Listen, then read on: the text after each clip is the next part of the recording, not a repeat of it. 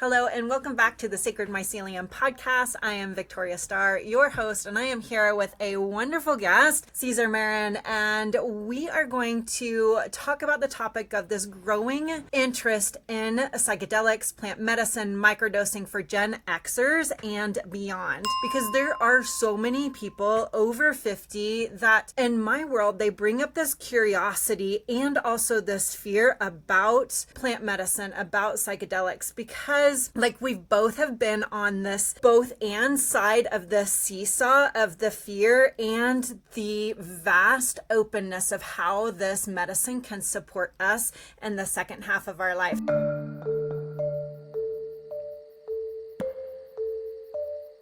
I just want to say I am so grateful that you are here, Cesar. You are a bridge for people who are seeking this open, honest conversation and objective conversation, because we are here to have both sides of this conversation. It's not only one way is the only way. And it's about how psychedelics can support healing and what becomes possible in the second half of life. So welcome. Thank you so much for being here. Victoria, first of all, thank you so much.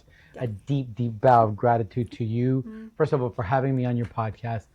Second of all, for opening up these conversations. I think that we're at this threshold where the psychedelic conversation is opening up. People are curious, and the fact that they can find someone like you, a space like this, where they can listen and have this conversation and maybe have some of those questions that they can't ask their family members or their neighbors or people at work, that maybe they can have them answered here. So thank you. Thank you so much for what you're doing. I think that like many of us in this space, we're all pioneers. We're all these pioneers doing these new things. So hats off to you also for being a voice, for being a bridge to some of these conversations. And I'm excited. I'm excited for this conversation because it is really important, because like you said, we come from this generation that are either, it was instilled in us this fear that psychedelics are bad, that they're going to put a hole in your brain, that you're going to jump off a building, or you were that generation that were like, oh yeah, I tried that once, but no way, never again. Yeah, but how much did you do? I don't know. I just put my hand in a bag of mushrooms. Or what were your intentions? I didn't have any. So it's the conversation to that generation, which I love that you're opening up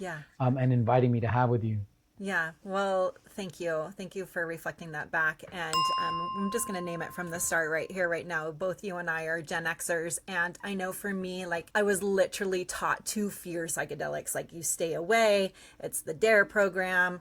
You stay away from anything that is going to fry your brain, right? In that frying pan, that egg in that frying pan. So don't touch them, avoid them, because all honesty, like as a teenager, 20 something, like I didn't know where to get them. And that was my fear, is like, how do we keep them safe? How do we keep ourselves safe in that space? And also like the intention, but also, wow, what's going to happen if you do take too much? Like there was a lot of that fear. So I just want to say thank you for being in this space, because I know that you support so many men in this space, in this Gen X space and beyond, because there's that fear, but also like men are told to live in the societal box of how they should be in this world and how you're supposed to show up for your family, for your business, for your career, and never taught about taking care of you first. So I want to ask you, what first brought you into relationship with microdosing and plant medicine?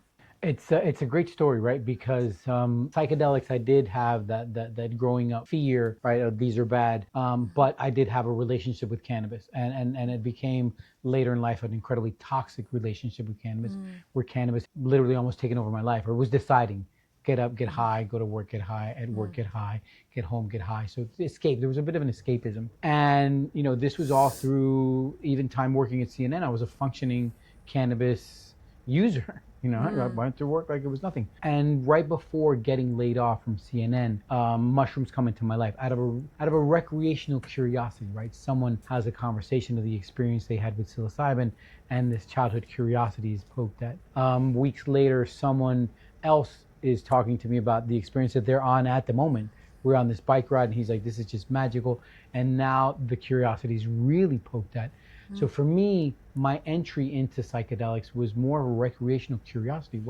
I wasn't looking for healing. I wasn't looking for optimization. It was just, where's this new high? The cannabis isn't doing it for me. Where is this new potential escapism?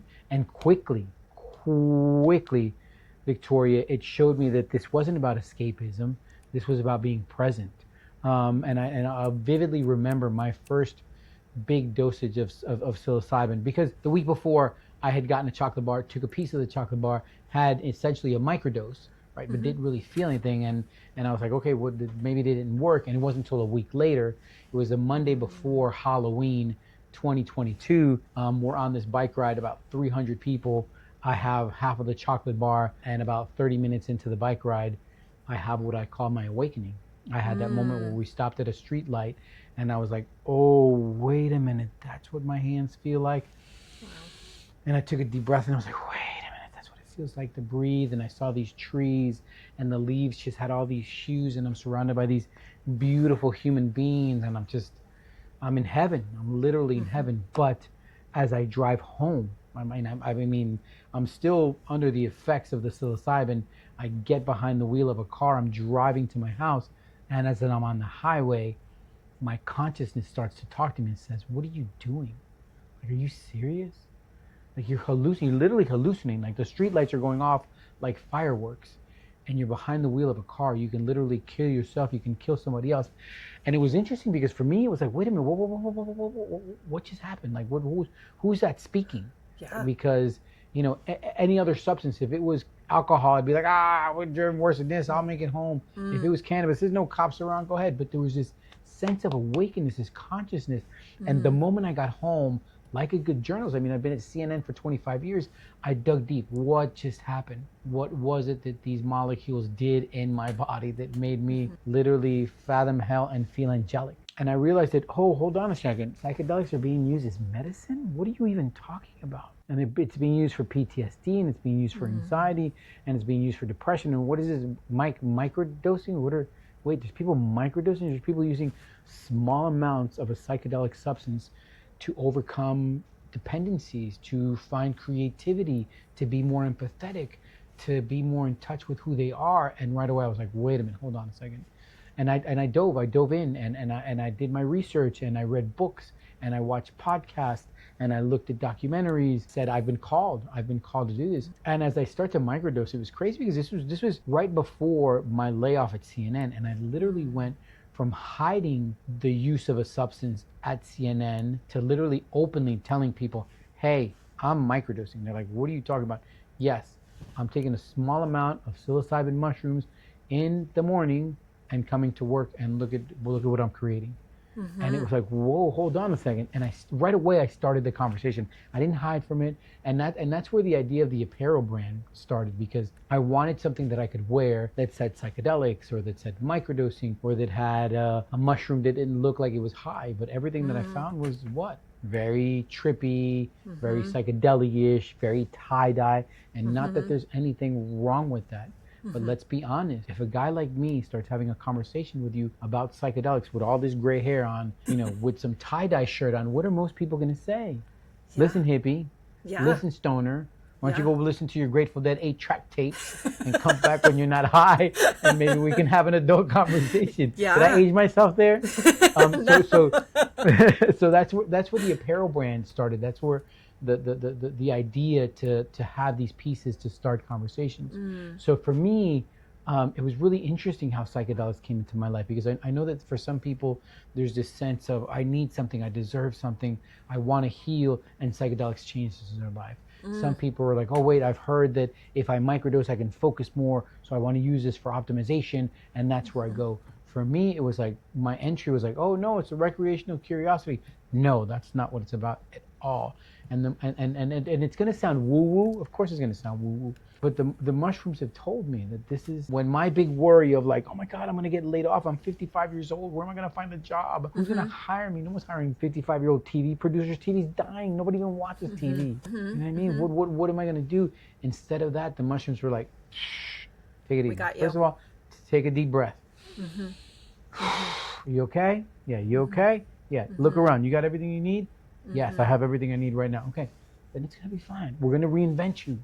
Yeah. And you're going to go from telling other people's stories to telling your own story, and having these conversations to be this bridge for people that have those questions, for men that have these questions. Hey, I'm struggling like you did. I hit that crossroad of, is this it? What happens next? And I need something.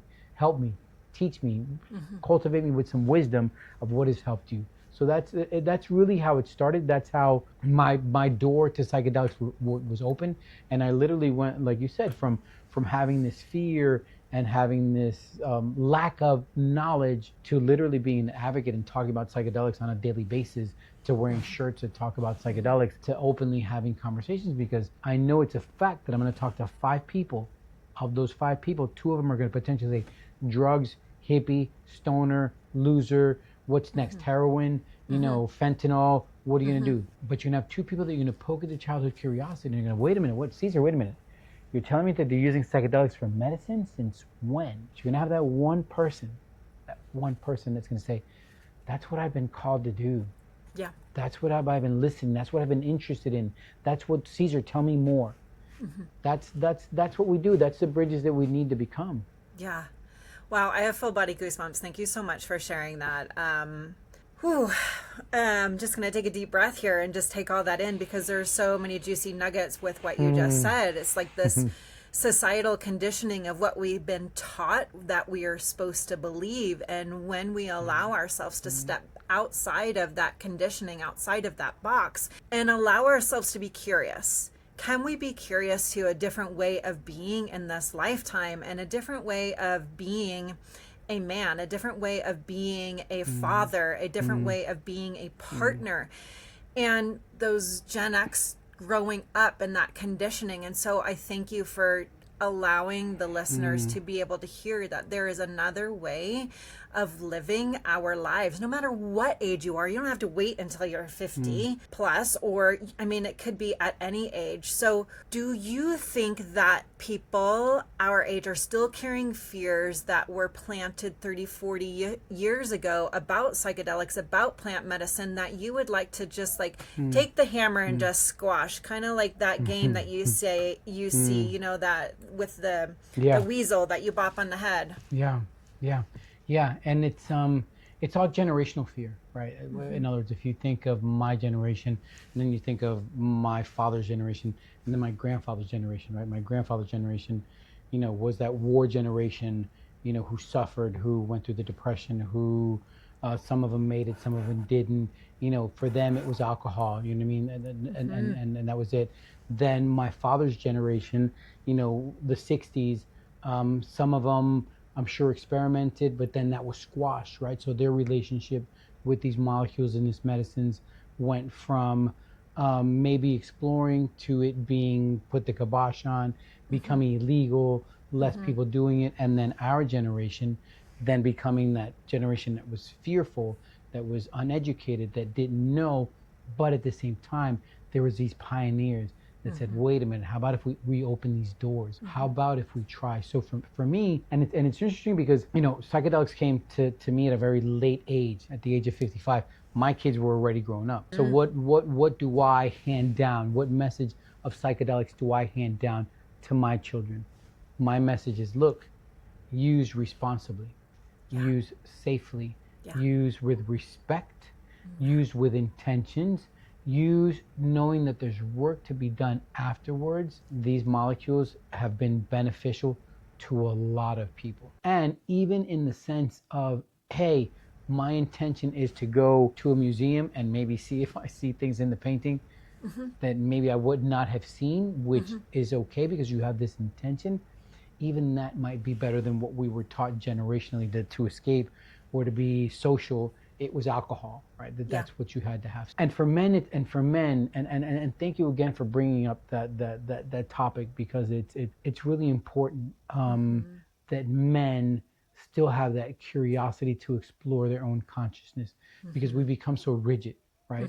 We and it comes from, millennia, right? It's if you generations. think about it, what was the male's job from day one? Their role was either make sure no one was trying to take your tribe, or kill the ones that you could possibly take their tribe, or kill what you needed to eat, right? So there was a sense of just being hard and strong and not being vulnerable, and you couldn't. And now it's this sense of like, wait a minute, what are you talking about? Like, who said men can't cry? Isn't that on part of, don't we as humans have this emotional keyboard, right?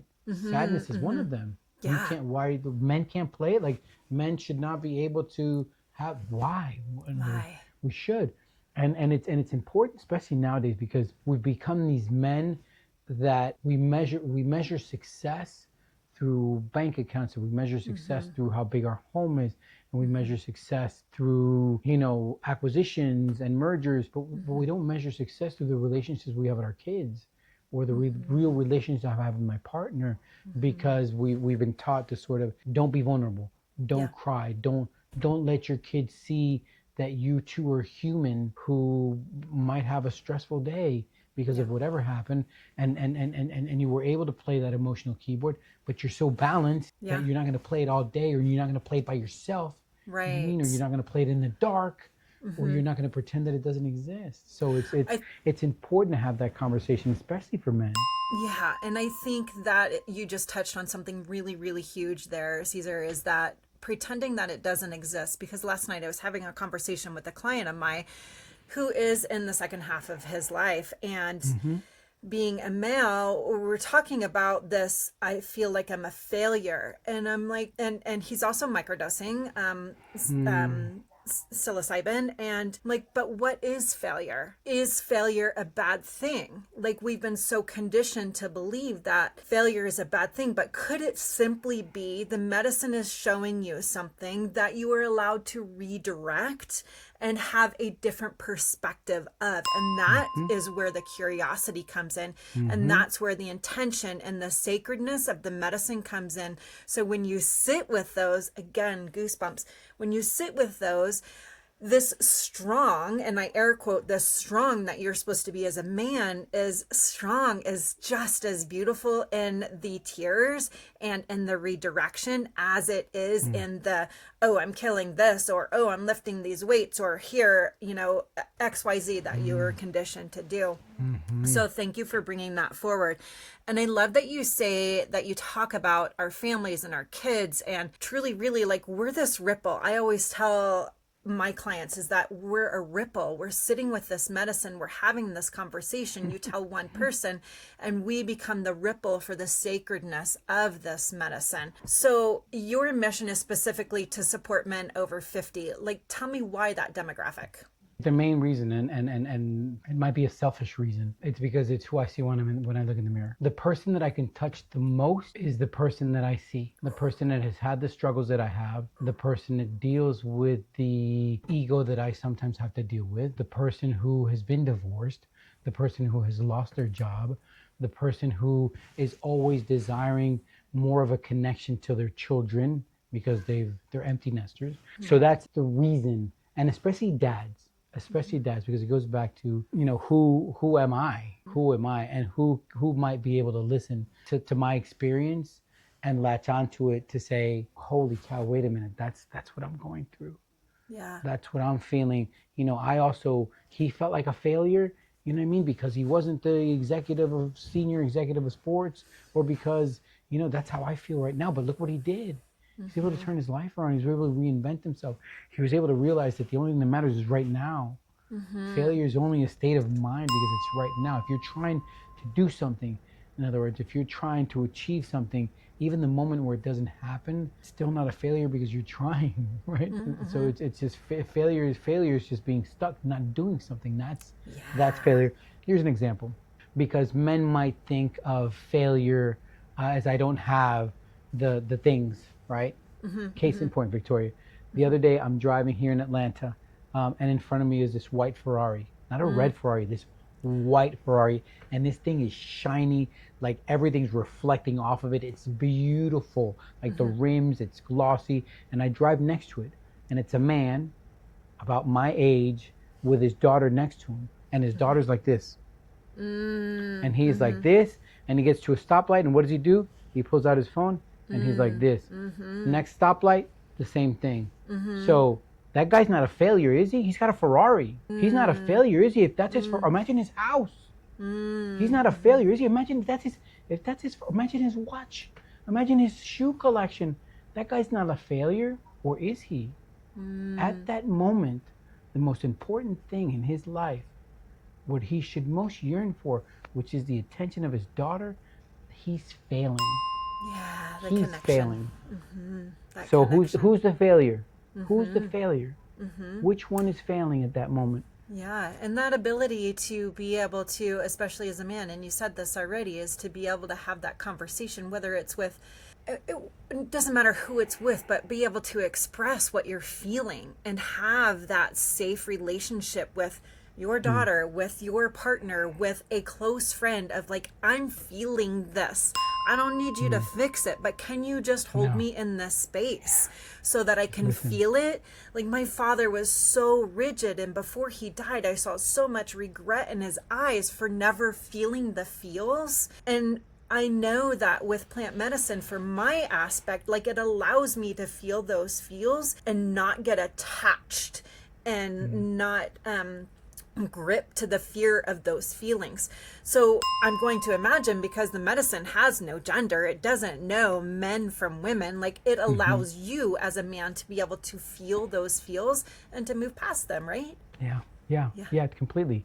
Completely, because it strips you of your ego, right? I was having a conversation the other day because one of the things that comes up in the psychedelic curious is, well, I hear people talking about intentions, like what are my intentions, like what are my intentions, and people start to create these laundry lists of, well, I want the medicine to show me how to become a millionaire, and I want the medicine to show me, you know what I mean? And it's like, wait a minute, no, what your intention should be is what's coming up, what's holding you back, what's making you feel like you're a failure, right?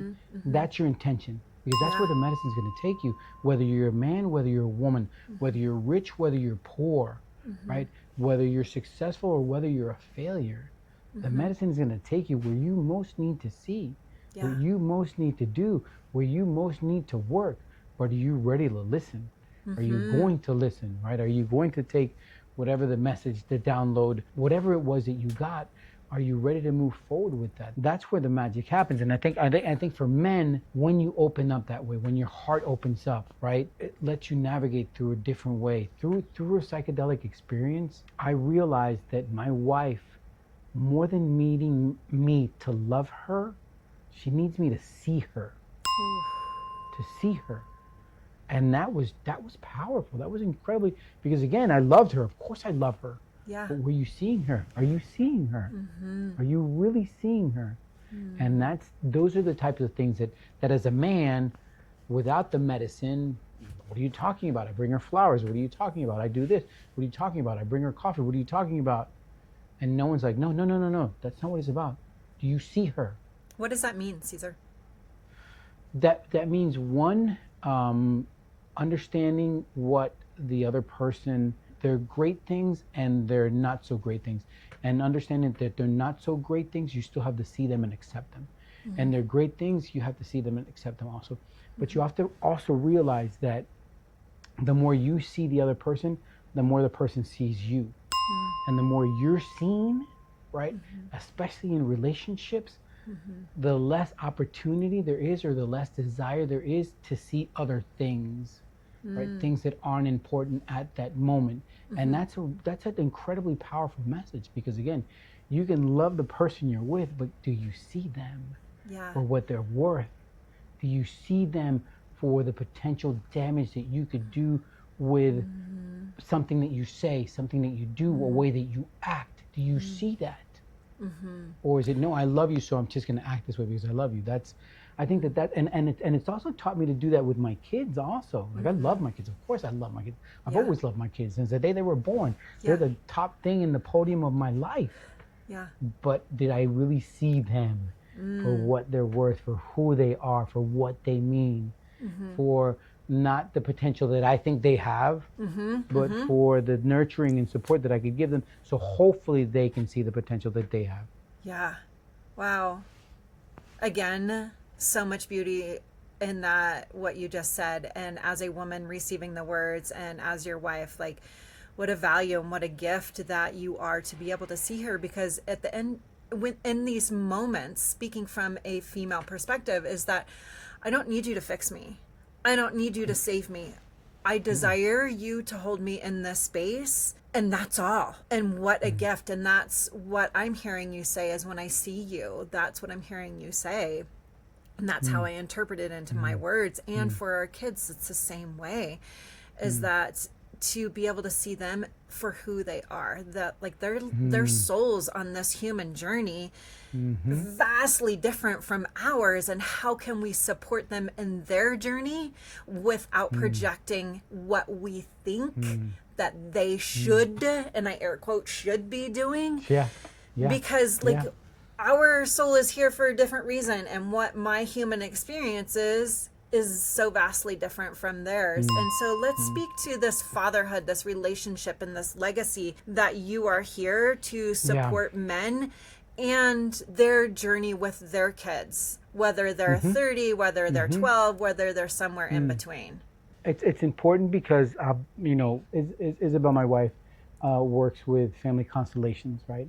And there's this sense of we need to learn from our parents' mistakes so that hopefully we don't hand them down to our children, right? So I think that's really important. And as a father nowadays, I think that more than ever, the connection to our children has to be of importance, because I've talked to too many men where I'm like, hey, what's the most important thing in your life? Oh, my family, without a doubt, my family. Really? Let me see your agenda. Come here. Break out your calendar. Show me. And they're like, So dads who, instead of saying to their daughter, hey, let me take you out on a date so that I can show you what a man who respects you will treat you like. Instead, they're like, oh, you need new Lululemons. Here's a credit card.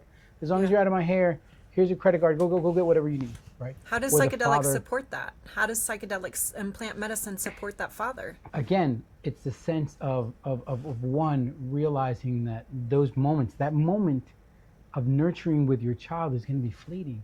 That sense of how I see my kids, right? I need to see my daughter as hopefully seeing her, that I can show her what a man who respects her because I see her would treat her like, right? Instead of not. And it's a sense of being the most honest version of yourself with your kids. Like, look, for me, having the conversation with my kids of, hey, dad's now going to start a psychedelic company.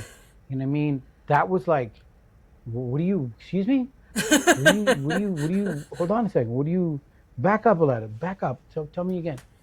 But I could have it because I was honest with them. The other me would have escaped. The other me would have said, no, I'm not doing anything. The other me, no. In other words, seeing my kids and letting them see me for who I am, that's really important. And I think it's a sense of realizing that our kids, again, my son doesn't need a new Xbox. He needs me to sit down with him and say, hey, guy, what's on your mind? Because here's what's on my mind. Here's the conversation that I want to have with you. And sometimes we're asleep to it and we're not awake to it. And sometimes because we haven't solved or we haven't forgiven our own father, right? Because I have struggles with my dad, and then I'm not going to forgive him. And then I have this close relationship I have this distant relationship with my father. So it's okay if I have a distant relationship with my kids because that's what I'm used to. No, that's not that. They need us. There's something. I love this exercise that I give people. I say, okay, when is your child's birthday? Okay, my child's birthday is November 8th. Okay, at 11:08 every day, I need you to send that child something, a smiley face, an I love you, an article on baseball because I know you love baseball, a picture that I saw, whatever it is, every day. Because you know what that does? That makes that child feel safe every day at that hour. That's what they need. They need to be seen. They need to feel safe. We don't do that by giving them Lululemons. We don't do that by giving them Xboxes. We give them that by letting them know that we're there, that we're present, that if you can count on me at 11:08 every day, you can count on me at any time of the day. Did psychedelics help me to do that? I don't know. Maybe it opened me up in a way to be creative, to get a sense of how more can I sort of use my own mycelial network to connect to my own children. Right? I think you really touched on it, Cesar, when you said that.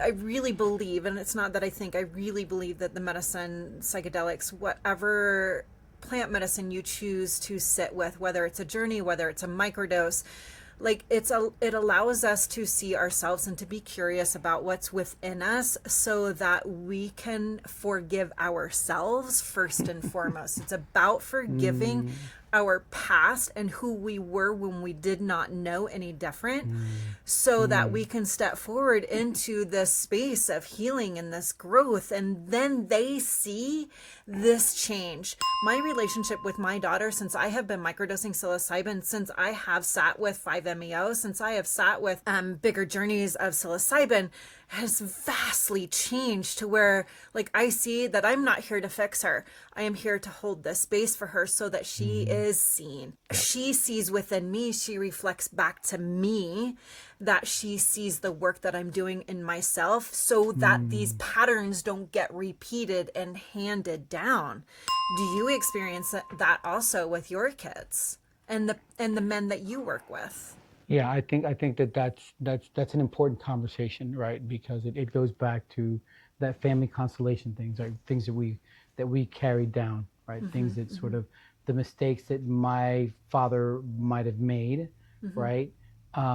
That I can address and let go. And there was something that you brought up. One of the most tumultuous moments in my life, or challenging, let's say challenging moments in my life, was the divorce to the mother of my children.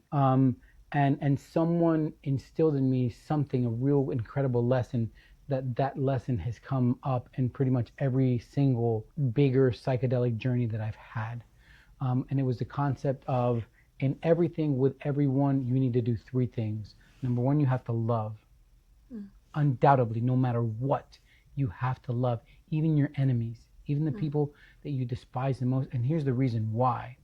Number one, love's a much better feeling than anything else. Number two, everything else that you're feeling, anger, animosity, destruction, whatever it is, that other person's not feeling it. You're only feeling it, right? So it's you, right? The second thing was what you said, forgiveness. And sometimes forgiveness is letting go. It doesn't bother anymore. Aren't you upset because that happened? No, I let that go. I'm moving forward. I've forgiven, right? And then number three, it was out of, the person said, Cesar, you ride your bicycle a lot, right? I said, yes. They said, do you ride your bicycle like this?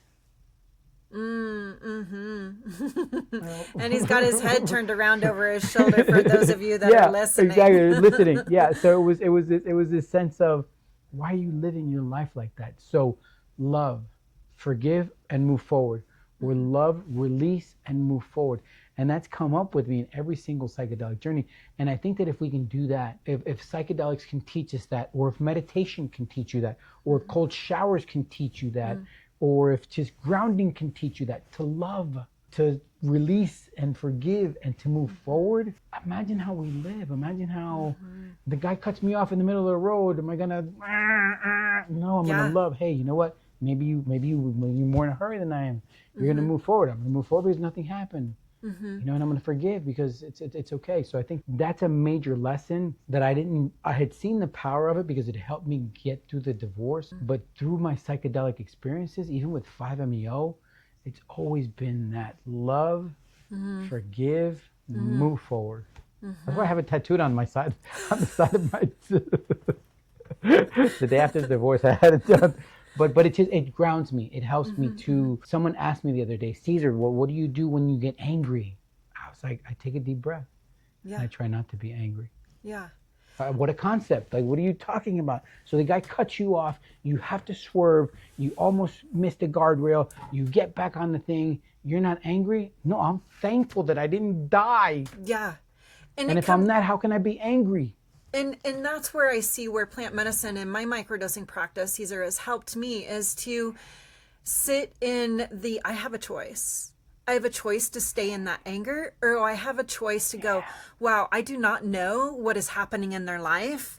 I send them grace, I send them compassion, and I'm going to move forward in my day, because I can allow what they did to me to destruct my day, or the plant medicine can support me in saying, hey, you get to choose how you react or respond to that situation and allow your day to continue in your choice, right?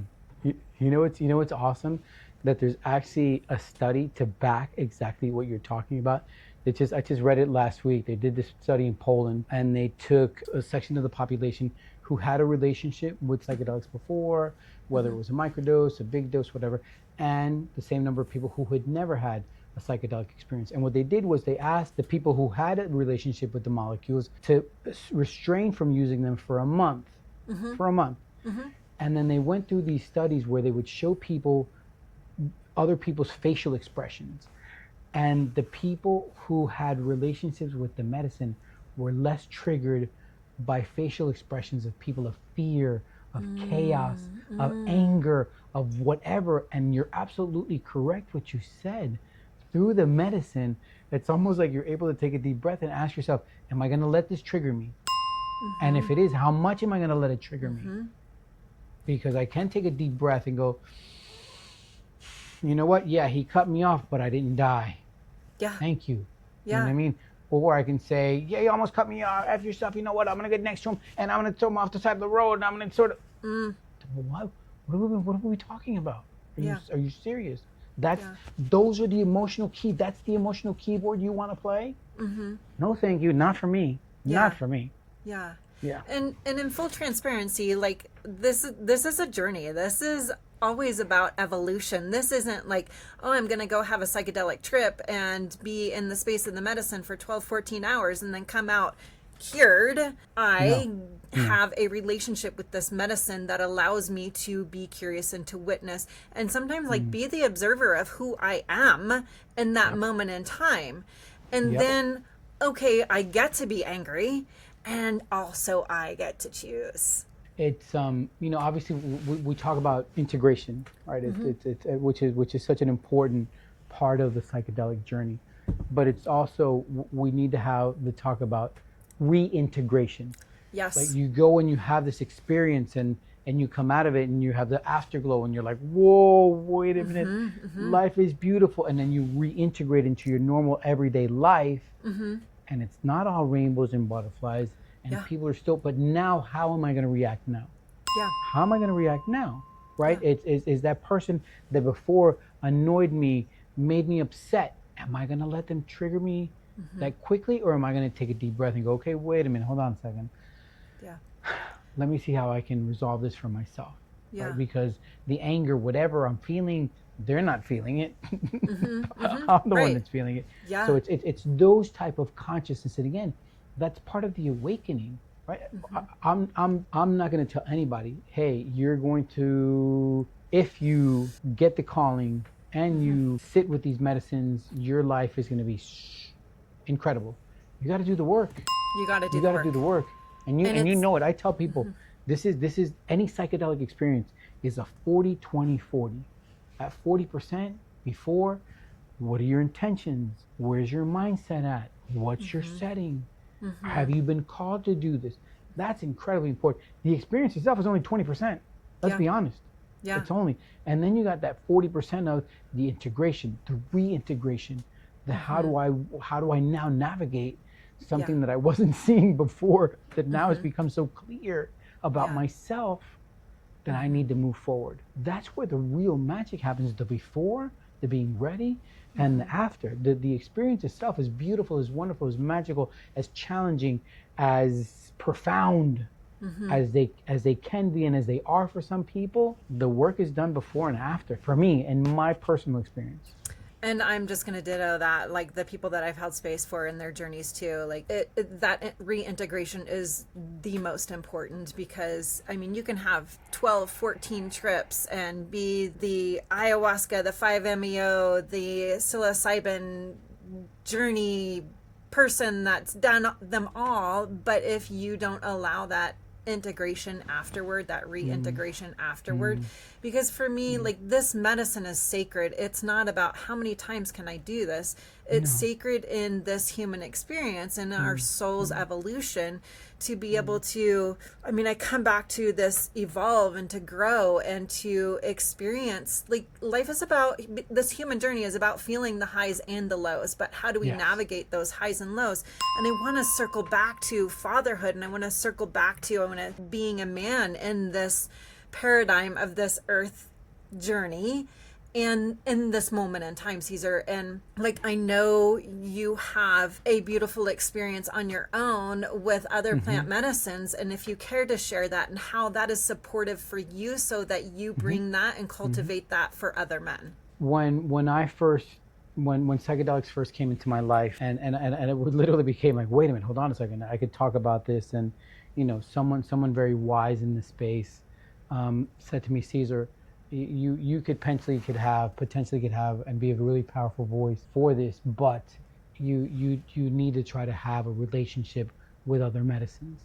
And does that mean that you have to sit with ayahuasca 400 times? No, that does not. What does that mean? Does that mean that you have to do something so many times? No.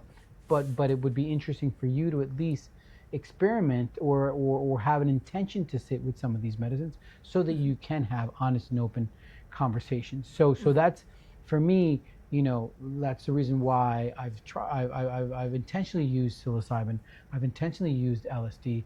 I've intentionally used ayahuasca. I've intentionally used 2CB. I've intentionally used ketamine. I've intentionally used, DMT, because one, I want to be able to have the conversation of that experience.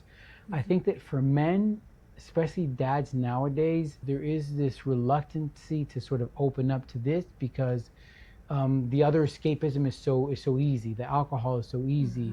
That's just getting away. The gambling is so easy, and this takes work. This literally takes work. And are you ready to change? And that's why. Look, for me, when I created the Summit Within, it was really for men who need this and feel like they deserve this. So that being said, this isn't for everybody. This isn't for like, hey, I've heard ayahuasca is awesome, let me go try it. No, this is really for that sense of, we talked about it earlier, right? That man in their 50s, in their 60s, who are like, okay, is this it? Is this as good as it gets? Am I a failure, right? Because I don't have, the exit plan. Am I a failure because now I'm gonna have to work whatever? There's this crossroad, right? And it's tough because I go back to the same thing. There's a lot of loneliness in men because we haven't been allowed to share our feelings. We've been allowed to share our victories and our wins, and our friends love that. But when it's our heartbreaks, when it's the things that keep us up at night, when it's our losing our jobs, when it's a divorce, who do we talk to? Who do we lean on? And it's really important for that. And I always tell men, look, have 2 or 3 men in your circle, those dudes that you're going to have their back and you will have their back, and continuously send a little message. How are you doing? What's on your mind? Don't let that mycelial connection break. I go, Victoria, we're all human mushrooms, right? And we have our own potential mycelial network to connect to other humans, right? The more humans we can potentially connect to, the maybe stronger we can get. But there are these other mushrooms that are out there that we need to constantly be connected to, just for our personal growth. And that's important. And especially for men, my generation, because we did come from that generation where our dads were tough and our dads were like, don't you dare cry, and don't you dare be vulnerable. And I don't need to hear about your problems, you know what I mean? And how many of us grew up in that situation where, and you talked about it earlier, as a parent, are you there to solve their problems, or are you there to just listen? How many times did we grow up in a home, or how many of us grew up in those homes where our parents didn't even listen to us and they were ready to solve our problems? They were ready to tell us what to do. They didn't listen. They didn't make us feel safe. Yeah. Safety is so huge in all of this. I mean, as a human, like I tell my clients, like, I'm here to hold this space so that you're seen, you're heard, and you're loved. And that that from me as a guide, as your facilitator. That's my main mission in my work that I do with my clients. And I want to come back to something that you said, Cesar, about men and deserving this Summit Within, this retreat that you have in Colombia that is supporting men and fathers. And like, how do they know? How does a man know that they deserve this? I think for women, like, it's easier to talk to our girlfriends and say, oh, I deserve this now because it's more talked about. But in the space of this masculine doing and this fear of failure, how do I know as a man, how do I know I deserve this experience? It's that's a great question, and each individual is going to tackle that when it comes to them. And for me, I think that it's one, openly talking about this, openly talking about my life before and after psychedelics, openly talking and hopefully answering some of the questions that men have, because you're right. I doubt that this is going to be a situation where you're going to have this dad, in his den by himself with his scotch. His kids are off doing their thing. The partner's off doing her thing. And he's going to say, oh, you know what? Maybe I should go do ayahuasca. That's not. And even then, I know that's not the father that we're looking for, right? We're looking for the father who, again, needs this. He knows that there's something. He's sitting there with his scotch and he's saying to himself, what am I even doing here? Why am I not connected to my kids? Why am I not sitting down and having a conversation with my spouse? What is missing? How can I connect? How can I open up to myself to maybe, because I tried the pharmaceuticals, they're not doing anything. I'm here drinking every day. This isn't doing anything. What else is there? What else? Because I need something and I deserve to feel better. I deserve to be able to spend, whatever it is on myself, because I've spent it on the family vacation already, and I just come back and I still feel empty. So I need something. I need something to help me fill that cup that I have that sometimes I see half empty, that it's poured in enough that now it looks half full. That's the type of dad that we're looking for. And that type of dad will come through other fathers saying, hey, I had an incredible experience with these molecules. Or it can come through a dad who, you know what, I've heard microdosing is interesting. I'm going to go to Microdosing Over 50 and I'm going to start the microdosing. And wait a minute, hold on a second. There's also this retreat for dads. So it's and again, the calling has to be there. Yeah. There's no sense in me being a bridge for someone who's not being called to this, because the experience is not going to be as fulfilling as it could potentially should be, right? So it's I think the way we do it is to start to have these conversations. Me Absolutely. on LinkedIn, me on Instagram, me on Facebook. Hey, you know what? This was me before, this is me after. Having the conversation and being the ripple. And and speaking of the client that I had mentioned before, like I asked him, like, why were you called to this? And his answer was like, I want a new insight on life. And maybe that is a man that is sitting in his TV or his Barca lounger and he's like, life is mundane, it's ordinary. Or maybe like I'm starting a new chapter and I don't want to live the way that I was living. Because I think these are the same questions that women ask too. It's just maybe we're more vocal about it.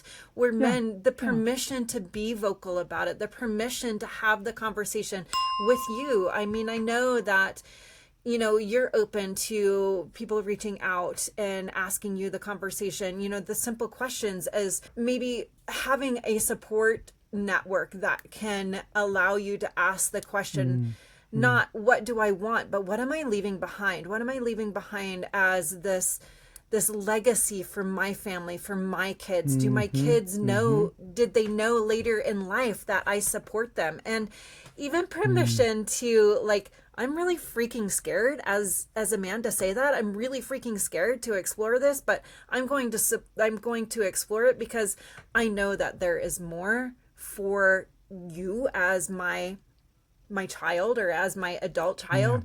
And I am going to be that better person and be open to this curiosity of this medicine, because I am here to be that ripple effect for these future generations, our kids, our grandkids, our great grandkids. That's a real powerful legacy to leave, right?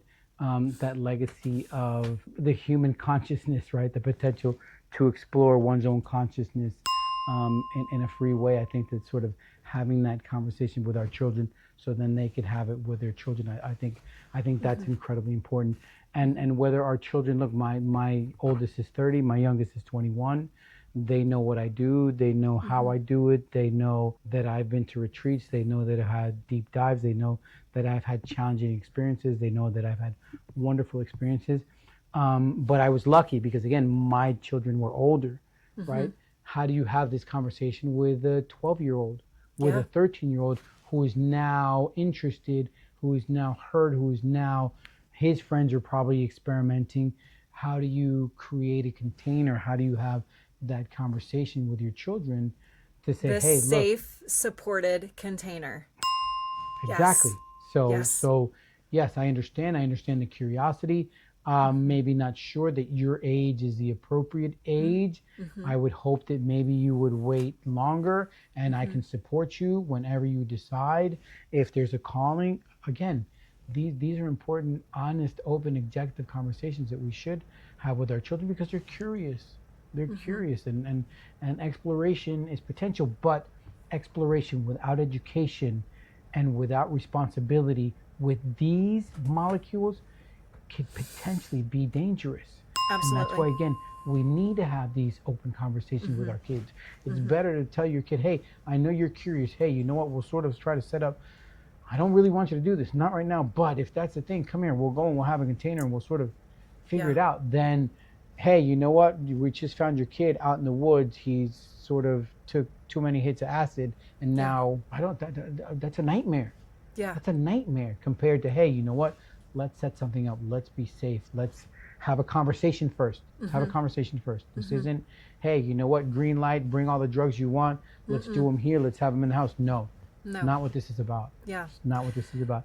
This is about, let's do it. If it is, I'll support with respect, with responsibility. With safety, with responsibility. Safety. Yeah. And we're not experimenting. Like, you're definitely, like, I want to drop into the space that it's so important that you find an ethically sourced whatever plant medicine you choose to use, that you know it's clean, you know where you're getting it from, you know that this mycelial network, the energetic intention that's placed into the growing or the cultivating of the medicine is authentic, and like that's where we get to have that conversation. So go ahead. No, I was going to say that's important. That conversation, especially the sourcing of stuff like this, and again, the energy, right? The energy exchange. And look, I'm sure you'll preface this in the show and in the notes. We're not here to advocate that anyone does anything illegal. This is just education. It's just conversation and us sharing, our personal experiences, because it's sort of my dream scenario is someone who has the ability to grow their own mushrooms in their house and play music for them and set their intentions and have this relationship with their own medicine. Instead of, hey, I got to go to a doctor, I got to go whatever, I got to get a prescription, I got to go to the pharmacy, I got to go get this opaque thing with this white top on it that's impossible to open. Why? So I think that's, and again, those are conversations that we can have. Wait a minute, hold on a second, what are you telling me? Like, I could potentially grow my own medicine? Make sure the legality of it, make sure, be responsible to know where you are. But yes, that potential does exist. Yeah. Thank you for dropping that into the space. So to wrap up this beautiful conversation that we've been having, you are standing at a backyard barbecue. You have one of your beautiful shirts on that says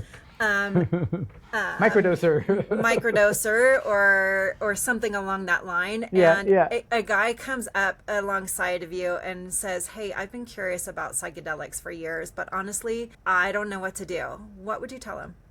It's what I ask. It's the first question that I ask a lot of people, and the question is, what are your intentions? What are your intentions to do this? And then we can have the conversation. Then we can have the conversation, because then it's a long conversation. What are you being called to?